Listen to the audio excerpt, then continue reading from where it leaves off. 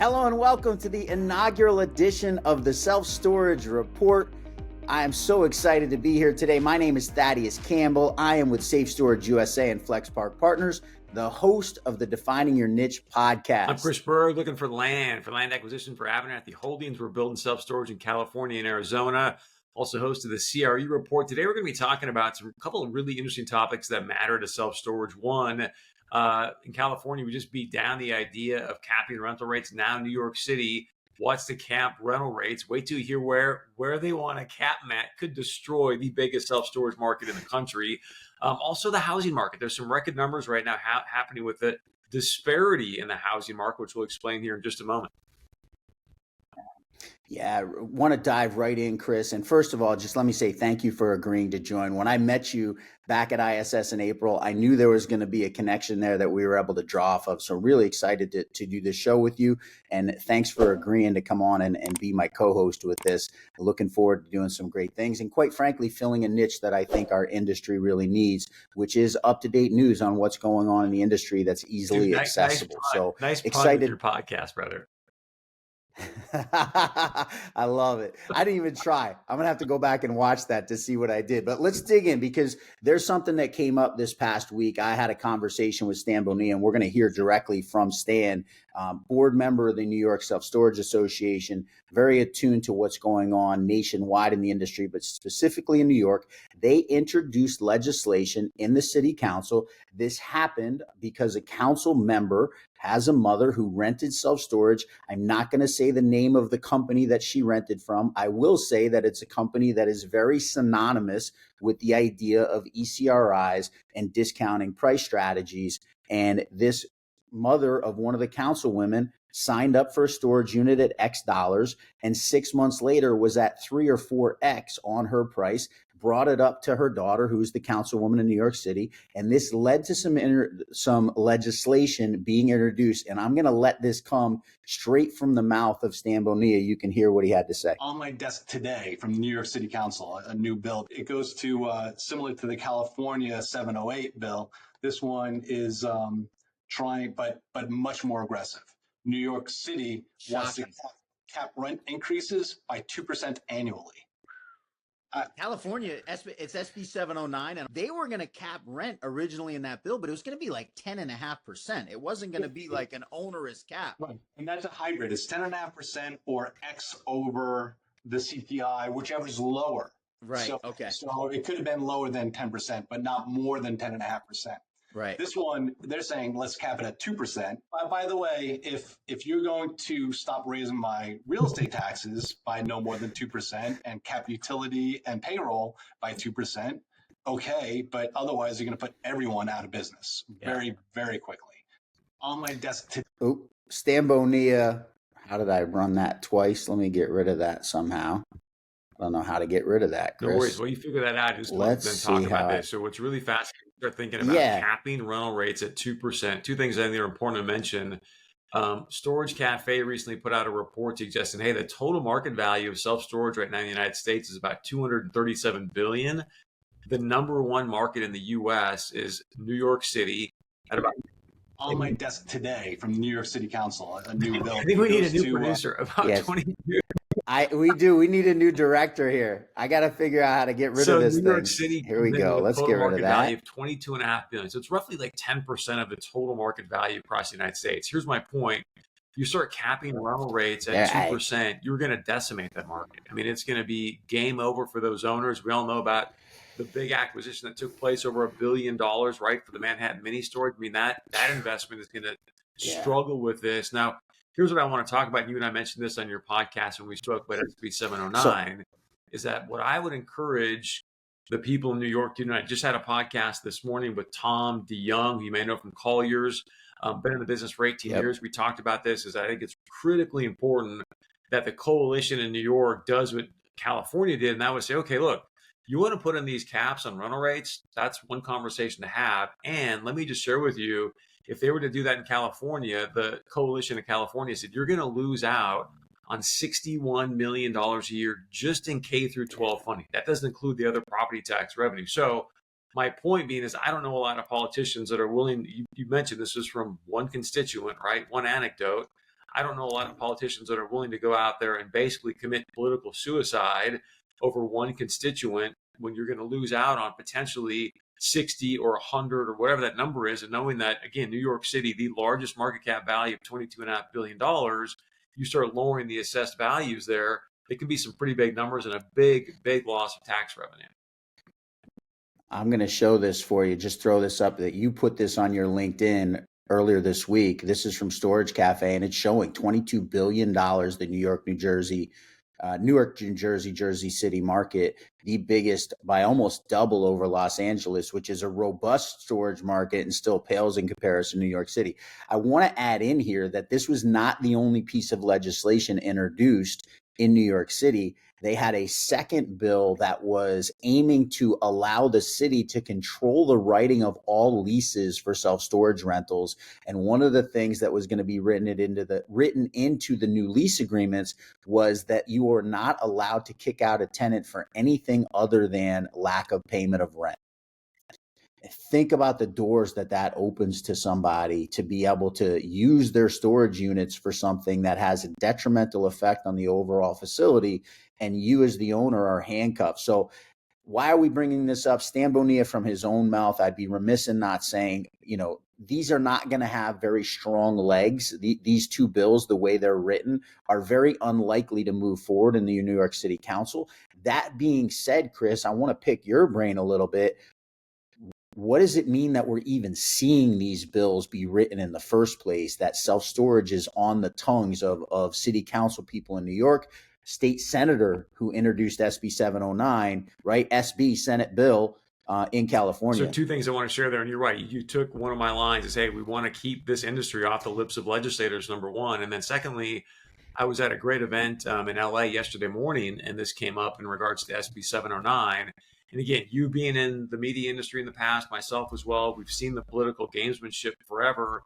I think this first pass at SB 709 was just sort of a first pass to go, okay, let's see how they respond, right? Like this guy said yesterday at the event, look, just because they tried this and failed doesn't mean they're not going to come back and try to get a bite of the apple again in the future. And so I think that's what's really important for people in this industry to realize is, hey, they tried it once, but I think there's going to be a time where they come back and try to take another bite of the apple. And you got to be prepared to, again, defend your position. I think the CSSA did a great job showing the lower tax revenues, and that speaks volumes in Sacramento and other state capitals.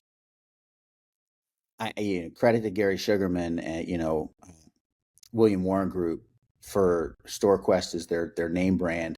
I mean, he deserves a lot of credit for getting that coalition of the California Self-Storage Association and really not attacking the bill, but showing what are going to be the side effects of the bill, right?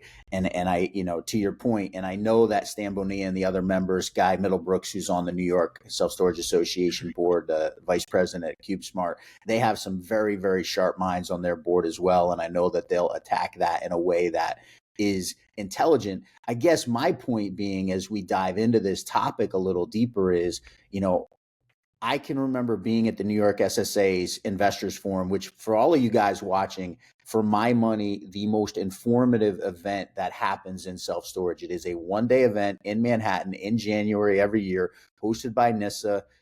Unbelievable coalition of high-level people in the industry.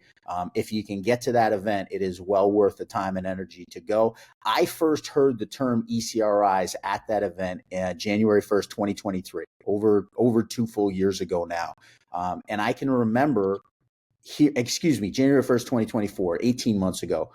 And can remember they had all 5 REITs sitting up on the stage together, vice presidents of all the REITs, and they all talked about ECRIs and how they were here to stay, how they were going to use this discounting strategy and the existing customer rate increases as a way that worked, right? Using algorithms to run their price increases, and that it was working. And so I guess my question is, maybe they think it worked from a financial standpoint, but what's the danger of employing a strategy like that long term, where you open yourself to what's going on now, where all of a sudden one mom talks to her daughter who happens to be a politician, and the backlash could be fatal for the New York City self-storage industry. Such a great point. Love how you set that up. And I think secondly, the other piece that we haven't talked about, and again, Tom DeYoung brought this to the presence yet today in the podcast I did with him, is the fact that, look, if you really think you're out there fighting for your constituents, which most politicians are going to say they are, the reality is, and the last 2.5 years bears this out to be true with the data, is that the free market works. Year over year for the last 2.5 years in self-storage, the pricing has actually gone down.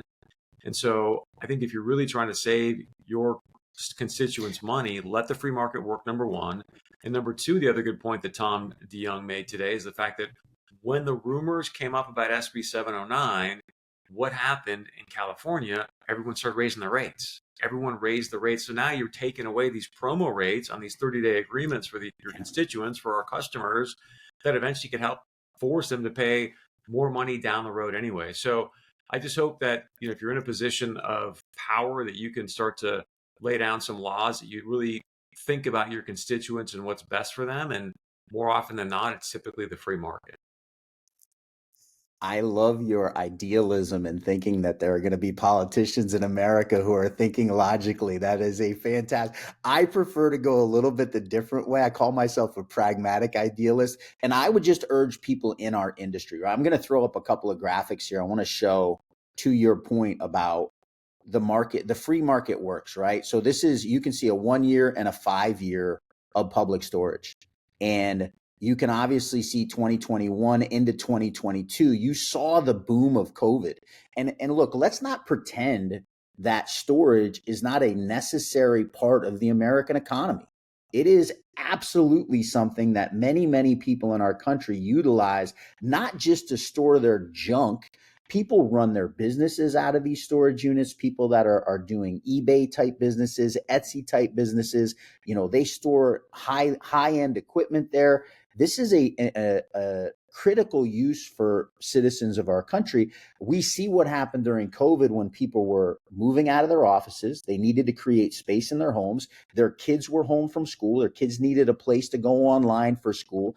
And they were utilizing storage as a way to store that stuff that they didn't want to throw out because they knew that they were probably going to go back to work at some point.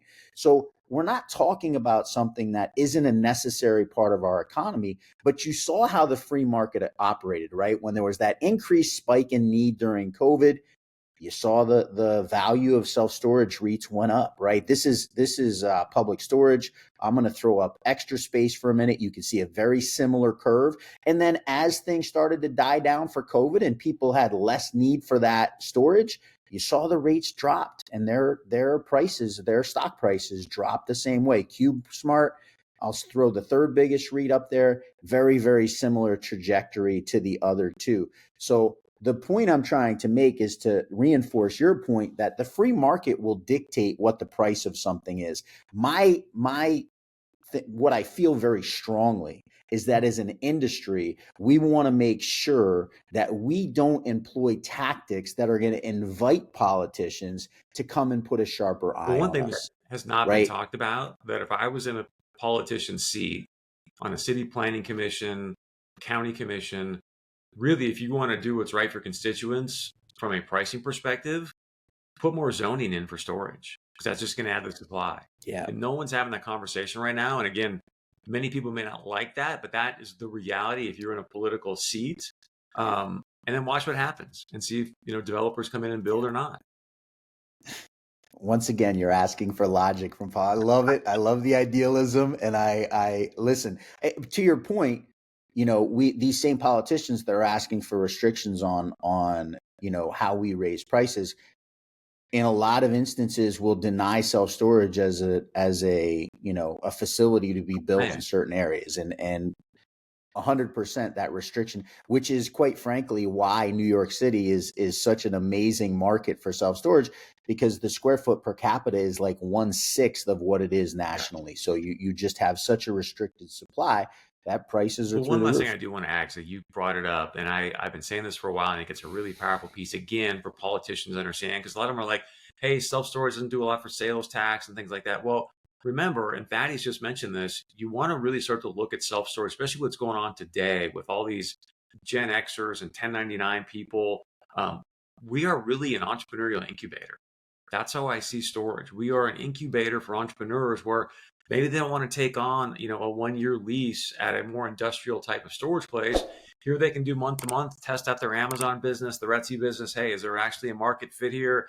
But they're not stuck with this lease that may end up burying them from a credit report standpoint or whatever. So I hope that more and more people in those positions of political power can realize, like, hey, we're really doing a service for your community by allowing these small business owners to get into business inexpensively and test out their business thesis.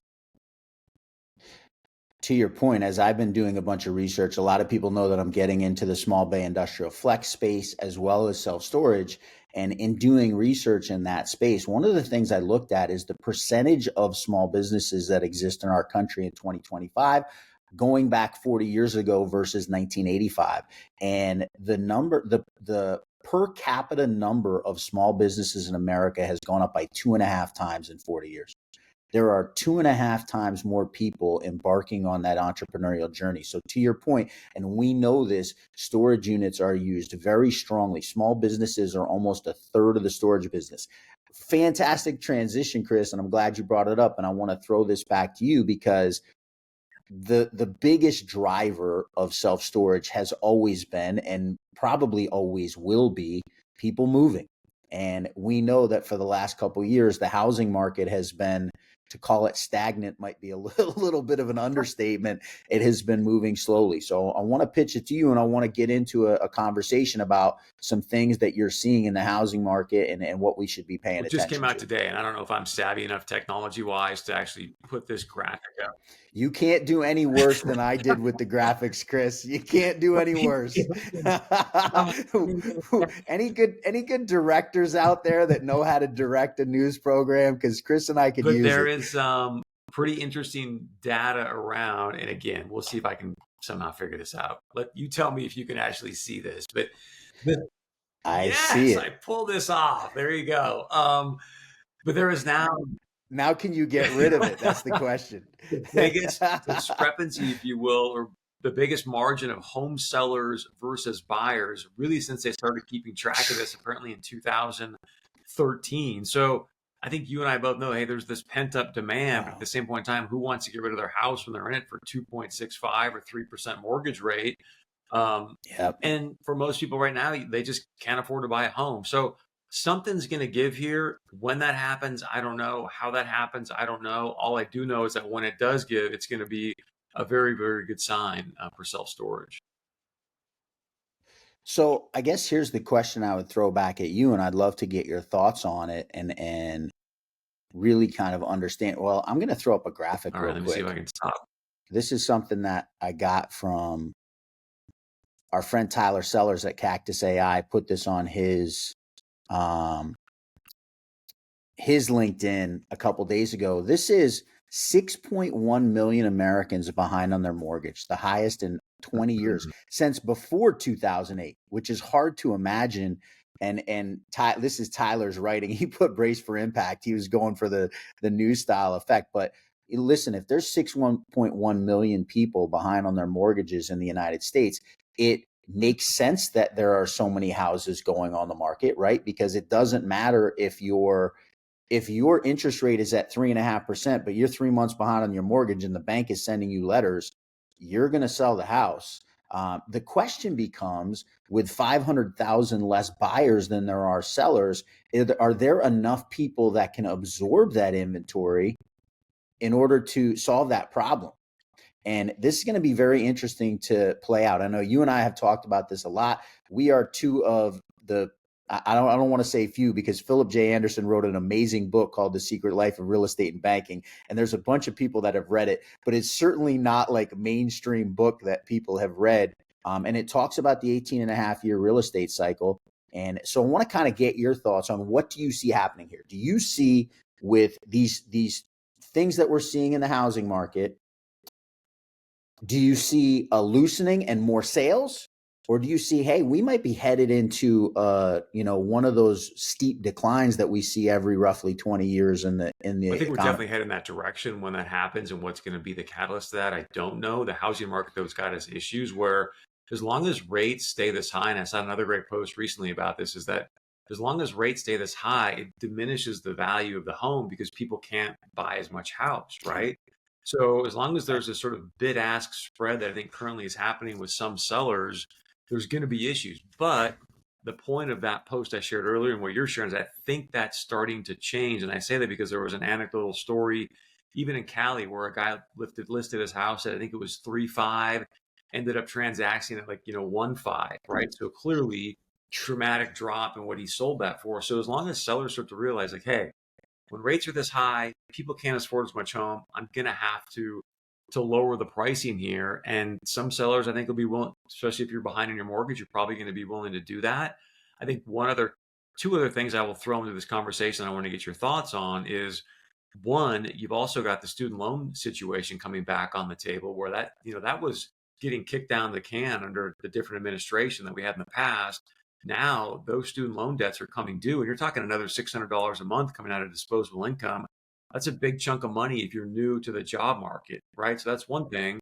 Right. The second piece, though, that I see your data point, but what's also interesting because of COVID, and maybe this is more of the top 20% of income earners, but the United States American household balance sheets have never been stronger. I mean, there is a lot of balance sheets with a lot of cash sitting on them. Yep. Yeah, I think this is a fascinating thing to talk about. And so where do we go with the housing market, right? Because one of the things we saw pre-COVID was private equity getting into buying single family residential homes for long-term rentals. So the question becomes, do we see individual buyers, the quote unquote American dream? And we know that millennials and Gen Z have been a little less likely to commit to a single home. They've kind of been a little bit more at ease with that nomadic lifestyle. Does that process change, or do we see a shift back to? I can remember when Warren Buffett said it in the 2010s, where he said the single best investment you can make is a single family home, because you could get a mortgage at 4.5. At that time, it was like 4.5, 5%. Got down all the way into the 2.5s, threes. Do we see private equity eating up those houses, or do we see it going to regular people? Either way, does it open a pathway to where we see more movement again, right? We see people moving in a way that helps the self-storage I industry. think we're definitely going to continue to see movement. I think you bring up a great point about Gen Z. They like that more nomadic lifestyle. So, is there a situation where maybe you put a group of Gen Zers together and they buy 2 or 3 homes across the country, and that's how they start to move around? I mean, I don't know how that's going to all plan out, but I think also you've got a huge amount of inventory coming on from the home builders, because you see them buying down rates and doing things there. The margins in the home builder stock. I'm gonna call up a couple of the margins in the a home couple builder of things that I stocks got are here. collapsing right now, and so I think you just want to be privy to how is that going to play out as they continue to build, but there's just not enough buyers with now all this other added inventory coming online. This is something you brought to my attention that I thought was a perfect time to bring up. This is Lennar. I got a couple of the other major home builders as well. You brought this to my attention. The peak for Lennar was September 19th of 2024. And I'll let you and you can see the slow growth through COVID, peaked out around $180, and then a steep drop back down. You can tell me, because I didn't know. You asked me what was special about September 19th, 2024. I'm going to let you tell me. It's really fascinating, and I wish I could show you again on my screen, but you've got a great job here with these graphics. So if you look at September 19th, and if you can kind of clip through Lennar, maybe KB Homes, and there's another one, but that was the all-time high for these home builder stocks was September 19th. And I'll ask our audience, do you remember what happened on September 19th, 2024? I'm going to presume that you don't. And what happened was that was the first time Powell lowered rates. So I think it's very fascinating. You can go back and look at these stocks, but September 19th literally is the ATH all-time high. It's the exact same day that Powell lowered rates. Now, what does that mean? I don't have the exact tie. All I do know is you got to think about it. If Powell's lowering rates, why is he doing that?